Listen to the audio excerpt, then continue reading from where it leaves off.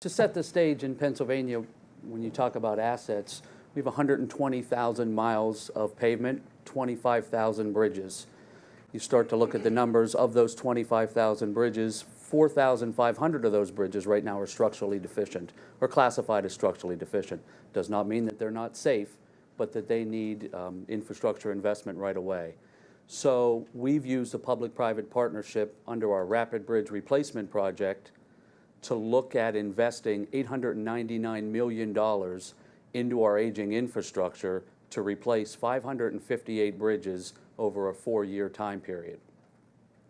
We chose a public-private partnership delivery method and financing for a few reasons, but primarily the main reason is to accelerate the schedule and delivery of these particular assets. These are not large structures in large metropolitan areas, but rather, as you can see on the screen, they're geographically dispersed throughout the 67 counties that encompass the Commonwealth of Pennsylvania.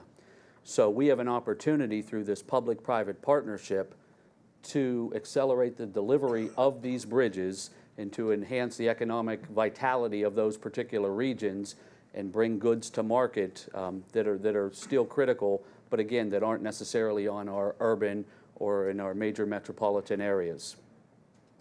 You know, as we've developed this project, we've identified a private partner, Plenary Walsh Keystone Partners.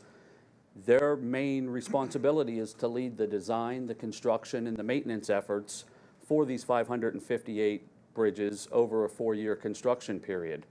They're then also responsible for maintaining these bridges for another 25 years. So after a bridge is accepted by the department, they're responsible for the structural maintenance and integrity of that particular asset and all of those assets for 25 years. So as we put this deal together, we've tried to structure it with two overarching priorities: safety and quality. We wanted to make sure that we were building safe bridges, and we're working with Plenary Walsh Keystone Partners to ensure that the quality of the product is the same as it would be under our traditional delivery program. The way the deal is structured is the department paid a one-time mobilization payment to start the project. We then are supplementing that with 6 milestone payments, which are spread over the course of the design and construction portion of the project. And then it gets into the real essence of the project in that we will pay a monthly availability payment for each and every one of those 558 structures over the term of the design, construction, and ultimately the maintenance portion of the job. And those availability payments, Sarah, are tied to performance metrics, and that is once a bridge is constructed, it's open to traffic, and it's ultimately accepted by the department, those parameters will yield an availability payment. So that's the structure of this deal. It isn't necessarily a toll concession, it isn't at all. It is rather just the performance of an asset or the delivery of an asset to the specified performance in the contract will yield an availability payment. That availability payment will be made over a longer term period, 25 years, in which they're ultimately responsible for maintaining that. So we feel that this contract and the metrics that are included in the contract give us sufficient safeguards to ensure that we're getting the quality bridges.